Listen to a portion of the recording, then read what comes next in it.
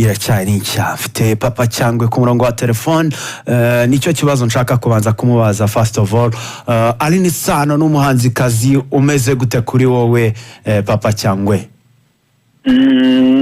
Ari Insina n'umwe mu bahanzi dufite kazi hano mu Rwanda bameze neza, bamaze igihe kandi badacika intege. Arakora cyane umunsi ku munsi, ari talented, afite ijwi ryiza, azi kwakitinga, ashyiramo imbaraga, ubona ko akora amavideo ahenze cyane ewana, none akorera ku gihe. Ntabwo ari umuntu urindira ngo indirimbo ye mara amezi 5 abone gukora indi. So ni n'umuntu mwiza, agira umutima mwiza, koze njye nawe twakoranye n'indirimbo kuri album yanjye mperuka gusohora, yaramfashije. So rero navuga ko ndi umwe mu bantu bafana ibikorwa byiwe, nawe ubwiwe mu buzima busanzwe nkamukunda. Very nice. Ikaze mu kiganiro cyacu, ikaze kuri Radio Rwanda. Nizere kumeze neza. Meze neza cyane, namwe? Natwe tumeze neza cyane. Nyemerera mbanze mere, niye mpamvu itumye uyu munsi wa none ubu tuvugana ari bw'indirimbo za papa cyangwa zigaragaye kuri social platforms ziri mu mazina ye? Byari byaragenze gute? Wenda reka duhera aho ngaho. Byari byaragenze gute? Ese ntibyatinze? Ese ntibyagukerereje? Ese ntibyagukenesheje? Ibyo bintu gerageza kubidusobanurira. Navuga ngo njyewe ntangira kariyeri yanjye y'umuziki natangiye ndi gukorana na team ya Loki. So rero biza kuba ngombwa ko n'ibihangano byanjye icyo gihe byanyuraga kuri platforms zabo. So haza kugera igihe turatandukana, ntangira kwikorana. So ibyo bihangano byanjye biguma kuri platforms zabo, kuko njye numvaga ko ubwo mavuye ngomba gukora ibihangano byanjye bindi nkabishyira kuri platform zanjye nk'ibisanzwe, nabo birankabibarekera kuko twari twarabikoze ariho ndi. So rero mu minsi yashize haje kubaho ikindi kintu ntasobanukiwe neza. Ya miziki yanjye nabo baza kuyikura ku ma platforms yabo yose, barazisiba zose ku ma audio platforms no kuri YouTube yabo bazikuraho. So rero abantu bagenda banyandikira bambwira se ko tutakibona izi ndirimbo kandi wenda tuba dukeneye kuzumva. Bitindira ni imiziki tuba twashema amafaranga, ibigomba natwe kutwinjiriza amafaranga. So ndabireba rero ndavuga nshaka team yindi mfasha mu bijyanye no kunkoreshereza imbuga zanjye. So iramfasha, imiziki yanjye ubu ngubu tuvugana yongeye kugaruka ku mbuga zose, ariko noneho ziri mu biganza byanjye pana. Biri mu biganza byawe. N'urugendo rukomeye. Ese ntacyo wahombye? Narahombye, urumva ko umunsi ku munsi imiziki yumvwa, irebwa, yishyurwa. Rero urumva igihe cyose n'ubwa mbere ngiye gutangira kurya ku ifaranga ryayo.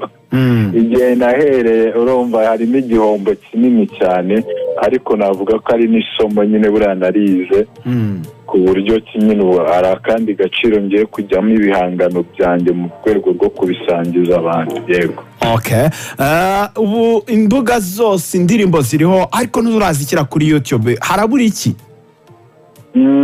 Kuri YouTube naho zigomba kujyaho, ahubwo nuko ako nashaka kubanza kuririzinga indi ndirimbo ya kane kuri album yanjye ya kabiri.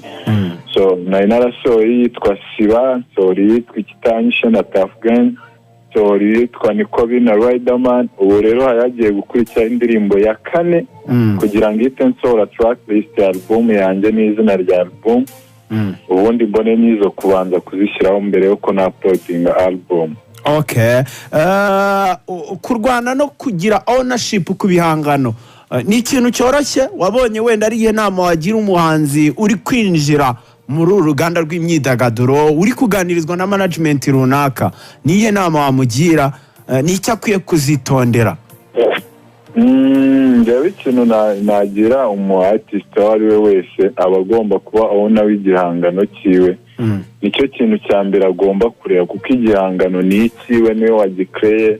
Abo baje kumufasha bari bo bose, abelebo, aba sponsor n'abandi, baba bagomba kumufasha bakagira aho bungukira, ariko badatwaye platform ziwe. Akagira platform ziwe, kuko umuhanzi arangwa na platform uzamushaka urumva ntabwo waba uri muri reponge jive mu cyandi na uploading icyo gihe waba uri umuhanzi utagira platform. So rero icyiza ni ugukora platform zawe ahubwo abagufasha bakagufashiriza kuri platform zawe. Yego. Okay. Waruvuze gato kuri album ubwo abantu ariko first of all babanze bajye kuri zo social platform zose bumva indirimbo zawe baguteza imbere kuko wamugana imyaka umaze mu ruganda ukaba uyu munsi ari ugiye kuzikoresha harimo igihombo gikomeye niyo mpamvu dusaba abanyarwanda kugira ngo bajyeho bagukurikire. Waruvuze kuri album yawe ni album wihaye ko izatugeraho byibura ryari watinze haba ryari?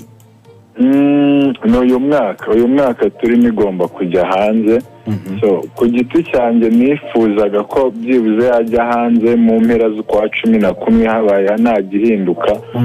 Ariyo mpamvu ndimo ndihutisha kugira ngo indirimbo ya kane uko ngiye gusohora album mbanza indirimbo enye video. Mbanza nsohora indirimbo enye nkabona kwita nsohora tracklist n'izina rya album nkayisorera rimwe. So rero urumva nari ngeze ku ya gatatu ndi kubura indirimbo imwe ya kane izasohoka mu cyumweru gitaha.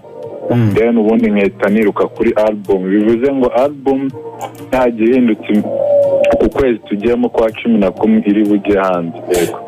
Indirimbo ikurikiraho ya kane nayo ni collabo cyane ko izo tumaze kubona nyinshi ni collabo. Oya ngomba kubalansinga kuko iya mbere ari single ebyiri zo hagati zari collabo kandi za hip hop. Igiye kuzana iraza imeze nk'iyabanje iraba ari single ariko ifite vibe nk'iyabanje kabisa. Okay, very nice. Reka dusoreze kuri akangaka rap battle hari icyo yamarira umuhanzi cyangwa umuraperi kugenda kabatoringa cause nakubonye mu bantu batumiwe muri Zero Tolerance rap battle hari icyo bijya bimarira abaraperi wenda bakizamuka kubona iyo platform n'ibindi? Yego navuga ngo hari uruhare runini cyane kuko rap battle iri mu ifasha umuhanzi mushyashya w'umuraperi by'umwihariko kwerekana impano yiwe. Ubundi mu bihugu byo hanzeho biragoye ko umuhanzi w'umuraperi yawe umustar ataranyuze muri rap battle biragoye. So rero navuga ko no mu Rwanda uruganda rwacu ruri kwaguka ariyo mpamvu uyu munsi ubona hajeho iyo rap battle. Hari abantu baba bafite impano ariko batarajya mu mastudio ku buryo berekana bwa buhanga bwabo binyuze muri battle abantu bakaba babashoramo abantu bakaba babakura amartikire bikaba byafasha impano yabo n'amazina yabo kuzamuka mu buryo bwiza kandi bwihuse. Ndagusaba gusa kumbwira inyuguti 3 zibanza ku izina ry'indirimbo yawe ugiye gukurikiza hanyuma ngo shimire.